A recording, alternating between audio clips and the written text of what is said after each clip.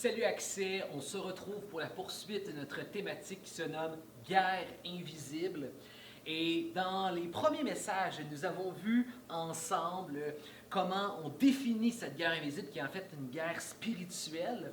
Et nous avons dans les autres messages qui nous ont précédés parlé en fait de comment maintenant on combat spirituellement. Donc on a parlé du combat qui est offensif, qui attaque en partageant et déclarant la bonne nouvelle de Jésus-Christ, qui arrache les gens de l'enfer et du royaume des ténèbres. Et nous avons parlé aussi de comment on attaque, en fait on se défend à l'attaque défensive en résistant aux mensonges de l'ennemi, à l'intimidation de l'ennemi, en demeurant dans la vérité, à la bonne nouvelle de Jésus-Christ. Et aujourd'hui, nous allons parler des armes spirituelles. Dieu a permis et a pourvu des armes spirituelles pour aider les chrétiens, aider les croyants à combattre spirituellement. Et c'est un peu Paul qui développe en Éphésiens 6. Bon, Paul écrit une lettre à l'église de Éphèse. Et quand il termine sa lettre, il laisse l'essentiel, ce qui est important à l'église. Et Paul développe justement toutes ces armes que Dieu a pourvues pour que nous résistions à l'ennemi. Et nous allons lire ensemble cette richesse qui sont les armes spirituelles. Donc, le texte de Éphésiens chapitre 6, verset 10, Paul nous dit, pour conclure, donc Paul conclut sa lettre, pour conclure, puisez votre force dans le Seigneur et dans sa grande puissance. Revêtez-vous de l'armure de Dieu afin de pouvoir tenir ferme contre toutes les ruses du diable. On va avoir un message qui va parler de ces ruses, de toutes ces stratégies que Satan a pour venir nous attaquer spirituellement. Mais tu sais, grosso modo, la semaine passée, on a parlé des trois grandes stratégies de Satan. C'est vraiment l'intimidation. Satan veut que nous ayons peur d'être chrétiens ou que nous ayons honte d'être chrétiens. Donc l'intimidation par la persécution. Satan veut aussi nous tenter la tentation en nous éloignant de Dieu, un peu comme quand on va pêcher avec un appât, le poisson. Satan avec le péché veut nous éloigner de Dieu. Donc l'intimidation qui nous fait peur d'être chrétiens, la tentation qui nous éloigne de Dieu ou la contamination. Satan veut contaminer ta foi en t'influençant avec de mauvaises croyances à travers la société. Donc, intimidation, tentation ou contamination. Donc, Satan a plein de ruses. On va tout avoir un message sur les différentes ruses. Et Dieu veut que nous combattions ces ruses, car nous n'avons pas à lutter contre des êtres de chair et de sang, mais contre les puissances, les autorités, contre les pouvoirs de ce monde des ténèbres et contre les esprits du mal dans ce monde des célestes. Comme on a vu dans les derniers messages, Dieu veut que nous prenions au sérieux le combat et les attaques spirituelles. Ensuite, c'est pourquoi, donc c'est à cause du combat spirituel, endosser l'armure que Dieu donne, Dieu a pourvu des armes, afin de pouvoir résister aux mauvais jours et tenir ferme bout après avoir fait tout ce qui était possible. Tenez donc ferme, ayez autour de la taille la vérité pour ceinture et revêtez-vous de la droiture en guise de cuirasse. Ayez pour chaussure à vos pieds la passion à servir la bonne nouvelle de la paix. En toutes circonstances, saisissez-vous de la foi comme d'un bouclier avec lequel vous pourrez éteindre toutes les flèches enflammées du diable. Prenez le salut pour casque et l'épée de l'esprit, c'est-à-dire la parole de Dieu. En toutes circonstances, faites toutes sortes de prières et de requêtes sous la conduite de l'esprit. Faites-le avec vigilance, constance. Intercédez pour tous ceux qui appartiennent à Dieu, en particulier pour moi, c'est Paul qui écrit. Demandez à Dieu de me donner, quand je parle, les mots que je dois dire pour annoncer avec assurance les secrets que révèle la bonne nouvelle, donc l'évangile de Jésus. C'est cette bonne nouvelle que je suis l'ambassadeur, un ambassadeur enchaîné. Priez donc pour que je l'annonce avec assurance comme je dois l'annoncer. Est-ce que vous faites ça? Est-ce que vous priez pour votre pasteur qui puisse annoncer la bonne nouvelle de Jésus-Christ de la bonne manière et avec assurance? Paul lui demande de faire ça. Est-ce que vous priez que pasteur Gaétan le fasse? Est-ce que vous priez pour les leaders de Accès qui puissent bien vous guider dans la bonne nouvelle de Jésus-Christ? Est-ce que nous, on prie pour que vous le fassiez autour de vous? Paul ici nous présente 8 choses que nous devons avoir. Première chose, nous allons dès ce pas le voir, la ceinture de vérité. Ayez autour des reins la ceinture de vérité. La ceinture, là, dans l'armure, c'est un peu comme la ceinture du Jedi qui tient tout. La ceinture, là, c'est elle qui permet de tout tenir l'armure ensemble. C'est le fondement de ta vie et c'est la ceinture de la vérité. N'oublie pas que Satan, l'ennemi invisible, est appelé le père du mensonge. Son arme numéro 1 sur ta vie, son seul pouvoir, c'est le mensonge. C'est de faire changer, détourner ton chemin par le mensonge. Donc, notre arme numéro 1, le fondement de notre vie chrétienne, ça doit être la vérité, ça doit être la parole de Dieu. Satan va tout attaquer dans ta vie par le mensonge. Il va attaquer ton identité. Où est ton identité? Où est ta confiance? Où est ta valeur? Quel est le sens et le but de ta vie? Tes valeurs et ta morale, ta destinée. Qu'est-ce que tu penses de Dieu? Est-ce que Dieu existe? S'il existe, est-ce qu'il m'aime? Est-ce que c'est vrai ça, le christianisme, Jésus? Est-ce que réellement il y a la vie éternelle? Tout ce que Satan peut attaquer avec le mensonge, il va le faire pour t'éloigner de Dieu. Et c'est pourquoi le fondement de la vie chrétienne doit être la vérité. Et cette vérité, nous la retrouvons dans la parole de Dieu. La vérité, c'est le fondement de tout, et l'ennemi, son arme numéro 1, c'est le mensonge. Deuxième chose, il va dire la cuirasse de la droiture. La cuirasse, là, c'est un peu comme, c'est le plastron, c'est la plus grande pièce qui recouvre toute la partie de notre être. Et une bonne cuirasse, pour un guerrier, imagine un chevalier, une bonne cuirasse, c'est ce qui te donne confiance d'avancer dans la bataille. Si tu es pas mal bien protégé, tu as une bonne cuirasse solide, ça te donne la confiance d'avancer, de courir, d'aller combattre. Et si tu as une mauvaise cuirasse, qu'est-ce qui arrive? Tu marches dans la crainte et dans la peur de te faire frapper par une flèche ou par quelque chose. Lorsque des chrétiens aiment Dieu, désirent lui plaire et vivent dans la droiture, lorsque dans ta vie, il y a ce qu'on appelle le fruit de la droiture, c'est-à-dire on reconnaît en toi le caractère de quelqu'un qui aime obéir à Dieu, qui aime connaître sa volonté. Peut-être que ça ne veut pas dire d'être parfait, ça ne veut pas dire de tout connaître de la Bible, mais on reconnaît en toi quelqu'un qui aime Dieu, qui veut connaître la volonté de Dieu et qui essaye d'obéir et de plaire à Dieu autour de toi. C'est le fruit ça nous montre le fruit de quelqu'un qui a vraiment reçu la bonne nouvelle de Jésus-Christ, qui a vraiment compris la bonne nouvelle de Jésus-Christ, qui a envie de la vivre, de plaire et d'obéir à Dieu. La droiture, ça veut dire faire des choses pour plaire à Dieu, obéir à Dieu. C'est pas ça qui nous sauve, c'est pas ça qui nous donne la vie éternelle, c'est seulement Jésus qui sauve et qui donne la vie éternelle. Mais vivre une vie de droiture, c'est quelque chose qui donne une assurance. Ça nous montre que ça vient rassurer le croyant de vivre d'une manière droite, parce que ça nous montre à quel point l'Évangile a eu un effet et un impact sur notre vie. Si l'Évangile, si la bonne nouvelle de Jésus-Christ a un impact sur ta vie, les gens le voient que tu aimes Dieu, le voient que tu es attaché à Dieu, ça devient une confiance, ça vient nourrir ta confiance. Nourrir ta confiance que l'Évangile a un effet sur ta vie, que l'Évangile est vrai, que l'Évangile est vivant. Vous savez, il y a une joie indescriptible à se sentir près de Dieu, à se sentir en paix avec Dieu, à se sentir avoir un lien intime avec le Dieu vivant, créateur de l'univers, lorsqu'on l'aime, on désire lui plaire et vivre selon sa volonté et vivre dans l'obéissance. Je ne sais pas si c'était comme moi, mais moi, là, j'aime pas les conflits.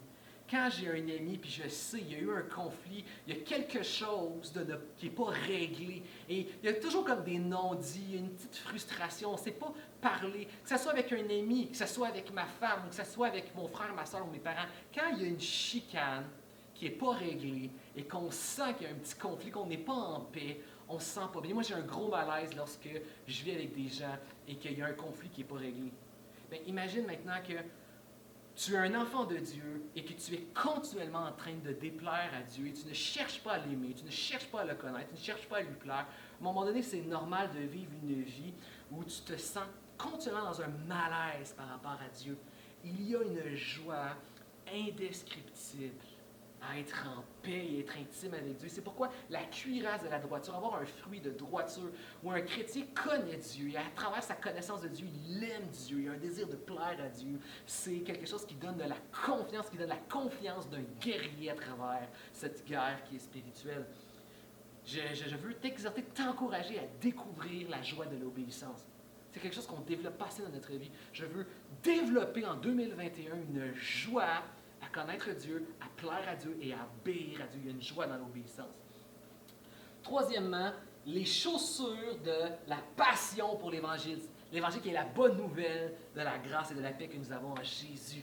Quand tu comprends réellement ce que Jésus a tout donné pour toi et tout ce que tu as accès en Jésus, la destination de l'éternité qu'on a en Jésus, quand tu comprends la valeur de la bonne nouvelle de Jésus-Christ, tu deviens passionné pour Dieu, tu deviens passionné par la bonne nouvelle, tu décides de toujours vouloir mieux la comprendre et la connaître dans la parole de Dieu et toujours vouloir plus la partager, la donner autour de toi. La bonne compréhension et une bonne réception de la bonne nouvelle de Jésus-Christ produit une passion, un amour et une zèle à la vivre et à la partager. C'est un peu ça qu'il dit, c'est un peu comme les souliers du guerrier qui lui permet de courir avec passion. L'Évangile est une passion. Et peut-être que c'est quelque chose que tu es appelé à découvrir davantage. Découvre la bonne nouvelle de Jésus-Christ dans ta vie. Quatrièmement, le bouclier de la foi. Il dit le bouclier de la foi qui va éteindre les traits enflammés du diable. C'est-à-dire que les stratégies que l'ennemi te lance comme une attaque, le bouclier de la foi permet de t'en protéger. Pourquoi? Parce que c'est la foi qui te permet de croire dans la vérité de Dieu. Quand tu mets ta foi dans la vérité de Dieu, tu refuses le mensonge de l'ennemi. Lorsque tu mets ta foi que Dieu a mieux pour toi, tu rejettes la tentation de l'ennemi. Lorsque tu sais que Dieu est victorieux et que c'est Dieu qui va avoir le dernier mot à la fin de l'histoire de l'humanité, tu refuses d'avoir honte de l'Évangile, tu refuses l'intimidation de l'ennemi qui veut que tu aies honte de Dieu et que tu abandonnes ta foi. C'est un peu comme les gens qui s'entraînent. Ça demande de la foi pour manger, pour arrêter de manger mal. Admettons, moi, par exemple, là, refuser de manger un Big Mac pour manger une salade, ça demande beaucoup de foi. Ça demande de croire que c'est mieux pour moi sur le long terme de manger une salade que manger un Big Mac. Ça demande beaucoup de foi d'aller s'entraîner au gym parce que je vais aller perdre du temps et faire de l'effort pour que ça me rapporte sur ma santé. Ça demande de la foi à manger santé. Ça demande de la foi à s'entraîner que ça va nous rapporter sur le long terme. De la même manière, ça demande de la foi de refuser les tentations de péché du diable. Ça demande de la foi de refuser l'intimidation de la persécution. Ça demande de la foi de refuser les mensonges de l'ennemi. Et tout ça, c'est la foi dans la parole de Dieu.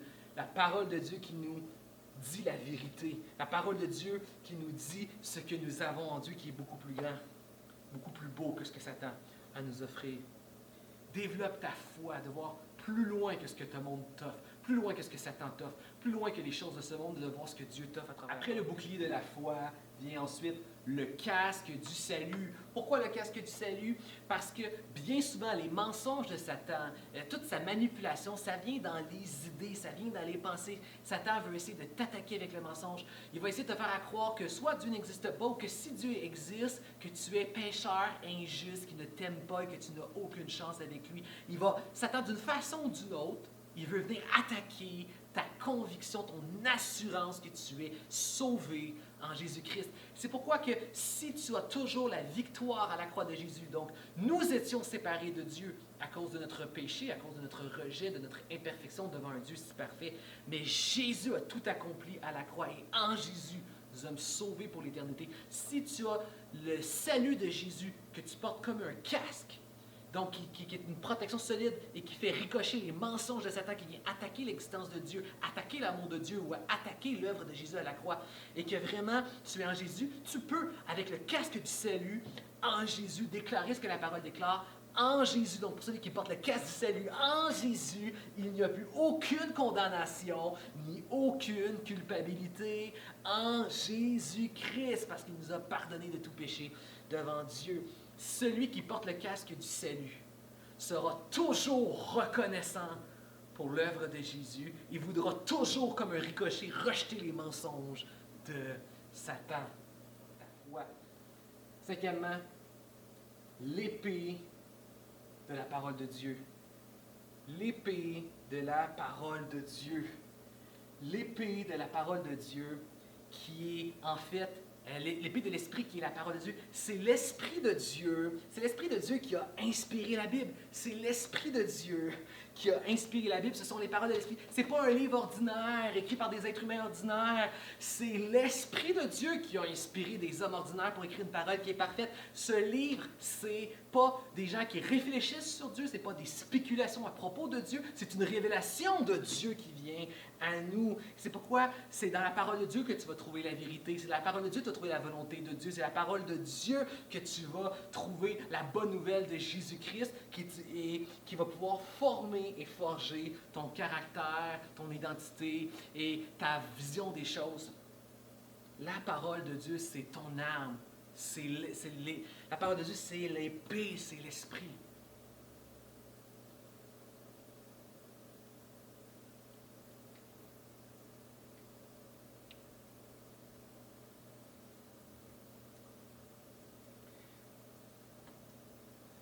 Ensuite, ce que Paul dit, c'est que c'est bien beau d'avoir plein d'armure.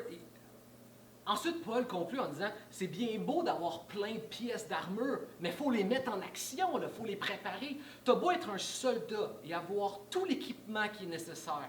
Tu as beau être un Jedi, puis tu as toute la tiraille, puis tu as le sabre laser. Si tu ne t'entraînes pas et ne te disciplines pas à bien l'utiliser, ça ne sert à rien. Dieu te donne une armure, des armes, mais il faut les pratiquer. C'est pourquoi Paul va parler d'un entraînement. Hein? Il faut s'entretenir continuellement dans ces choses-là. C'est pour ça qu'on parle du culte personnel. C'est que quotidiennement, tu prends un temps dans la parole de Dieu pour connaître la vérité, pour refuser le mensonge, pour nourrir ta foi, de croire dans la volonté de Dieu, obéir à Dieu. Donc, un temps dans la parole de Dieu, un temps dans la prière, un temps dans la louange et dans l'adoration pour apprendre la reconnaissance devant Dieu. C'est quelque chose qu'on a besoin de développer. C'est comme la marinade. Moi, j'aime le barbecue l'été. Plein de monde ont goûté mes fameuses côtes levées et m'ont dit, Simon, tes côtes levées, c'est les meilleures côtes que j'ai jamais goûtées. Et tu sais en partie pourquoi mes côtes levées sont si bonnes que ça. Parce que je les laisse mariner longtemps. Je ne les laisse pas mariner 8 heures, pas 24 heures, 48 heures dans la marinade que c'est moi qui a créé, qui a inventé, pour que vraiment le goût soit dans la viande, partout dans la viande. Et nous avons besoin de mariner dans la vérité, mariner dans la bonne nouvelle de l'Évangile qui nous remplit, de mariner dans la présence de Dieu, dans la prière, mariner dans la reconnaissance, la louange et l'adoration. Et ça va faire qu'on va sentir la parole de Dieu, on va sentir la joie de Dieu, la sainteté de Dieu, on va sentir la vérité de Dieu. On va goûter la vérité de Dieu et la joie de Dieu. C'est ce que tu as besoin. Tu as besoin d'un entraînement spirituel, le culte personnel. Et finalement, la pièce manquante. Il y a une pièce manquante dans l'armure, c'est la protection du dos. Les soldats avaient aussi l'équivalent comme d'un plastron pour le dos, mais Paul n'en parle pas. À 2 reprises, Paul parle de l'armure du chrétien, l'armure spirituelle. Paul ne parle pas de la protection du dos. Pourquoi? Parce qu'il n'y a pas de turning back quand tu es chrétien. On ne tourne pas le dos à Satan dans le royaume. Dans le combat spirituel, on ne tourne jamais le dos. C'est un peu comme Cortés. Quand les Espagnols sont venus pour coloniser l'Amérique, Cortés savait que ça allait être difficile. Ils allaient devoir combattre et résister pour rester en vie, puisque c'est difficile d'arriver sur une terre, il faut tout reconstruire. Et Cortés savait que les gars auraient sûrement le désir de retourner sur les bateaux et de retourner en Espagne, de retourner dans le confort de ce qu'ils connaissaient avant. Et Cortés a mis le feu au bateau pour dire, il n'y a plus de retour en arrière. On reste et on bâtit. Si tu es en Jésus-Christ, qui a tout donné pour toi, il n'y a plus de retour en arrière. Maintenant, nous avançons avec Jésus-Christ. Et ça, c'est ma prière pour chacun des jeunes de Accès. Je prie, et les leaders, je le sais aussi, on prie pour que nous ne perdions aucun de ceux qui appartiennent à Jésus. Tous ceux ici, vous appartenez à Jésus. Nous restons et demeurons et résistons à Jésus. Nous avançons jusque dans l'éternité avec Jésus-Christ. Accès, est-ce que je peux lire des Amen dans les commentaires?